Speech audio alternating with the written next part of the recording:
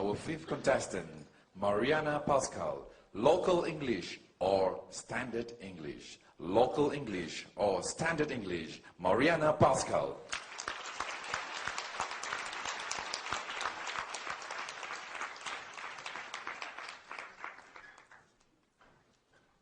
Well, many years ago, my daughter, who is half Chinese, attended a local kindergarten in Johor Bahru.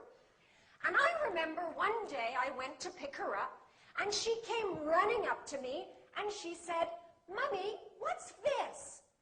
I said, "I don't know, ask your teacher." She turned and she said, "Teacher, this what, ah?" I said, "What did you say?" She said, "Oh, Mommy, that's Malaysian English." My fellow Toastmasters, we hear a lot these days about local varieties of English. Should we embrace them as a part of the culture? Or should we eliminate them and replace them with standard English? What do you think? Embrace or replace? Yes, I love the local English here. It is the most colorful English in the world. I especially love your crazy two-word phrases. Where, got. Also can. See first. See how. It's so unique.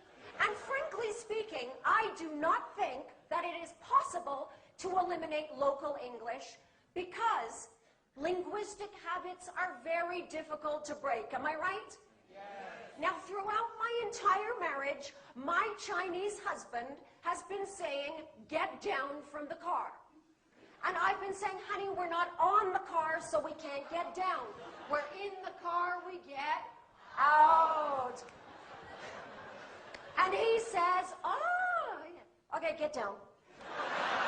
Can't change. In fact, I was in a taxi the other day, and the taxi driver said to me, "Okay, miss, you get down here, huh?" I said, No. You get out here." He said, "It's my taxi, you get out." I think the important thing is that whatever English we speak, Malaysian English, Canadian English, Indonesian English, Bruneian English, that these days we be understood by people from other cultures. Am I right? Yes. I have to tell you, sometimes your local English is a little bit difficult for foreigners to understand. I will give you an example. Now, when I first came to Malaysia, I went to a teachers' conference in KL. And at the end of the day, I said to a local teacher, I said, "Excuse me, I'd like to go back to the hotel now. Do you know where I might find a taxi?" And she said, never mind. You follow me." I said, "Well, I don't have a car, so I can't follow you. Do you know where I can find a taxi?" She said, never mind, you follow me." I said to my friend, "She wants me to follow her. Should I run behind her car?" You see, it would have been helpful if she had used a more standard phrase like, "I'll give you a ride." I'll give you another example of how local English can be very difficult for foreigners. Now, my British friend Jolene came to Malaysia to work in a restaurant. And on her very first day, the manager asked her to make fruit juice. So he gave her some fruit, and he gave her a blender. And he said, "You put in fruit after you switch on."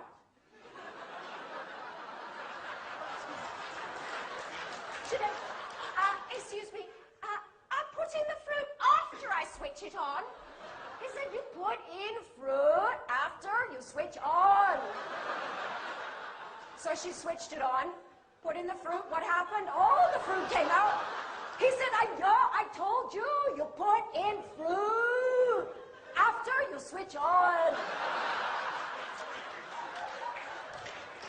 See, she had heard this, right? It would have been a little clearer if he had said, "Put in the fruit. After that, you switch it on." You see, sometimes one single word can change the whole meaning, right? I remember when my husband and I were first falling in love. I remember this one evening that was so romantic. Now, my husband's English was not very good at that time. And this was the night he was going to propose. We were dancing. It was so romantic. We just looked at each other, and he said in the most gentle voice,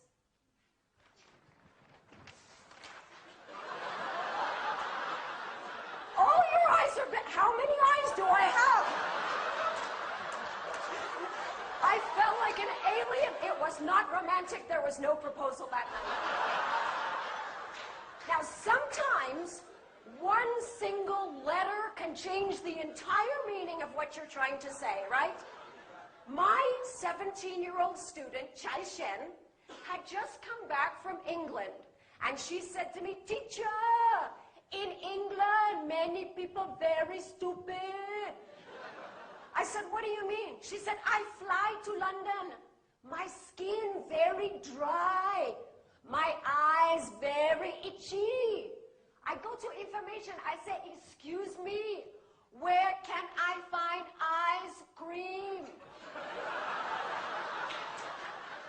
He sent me to McDonald's. Very stupid." So where does this leave us with local English? Well, this is what I say. Yes, we need standard English because we must be able to communicate with people from other cultures. But what a terrible shame it would be to lose the beautiful, colorful, vibrant local English. So I say both also can, love.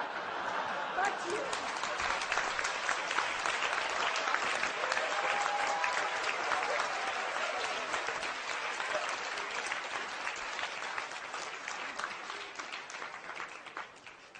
Please observe 1 minute.